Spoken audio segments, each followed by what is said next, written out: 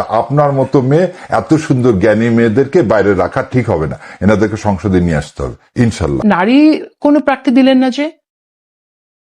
এটা খুব ভালো কথা বলছেন বোন। আমি চাই আপনার মতো মেয়েরা সংসদে আসুক, এবং আমি এটা জামাত ইসলামকে কনভয় করবো, আমি জামাত ইসলামকে কনভয় করবো।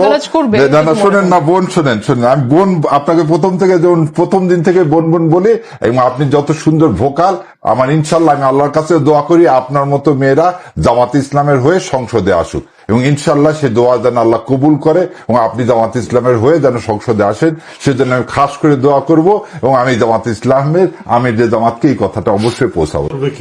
না না সাংবাদিকতা, আমার বোন তখন বোন একটা জায়গায় আইন তৈরি হোক, তারপরে না না বোন, আমি আমার বোন হিসাবে আমি চাই আমার বোন আসুক সংসদে। না না না প্রশ্ন এড়িয়ে যায়, নারী প্রার্থী নেই কেন? না নারী প্রার্থী এখন তো আমাদের প্রার্থী কনফার্ম হয়নি।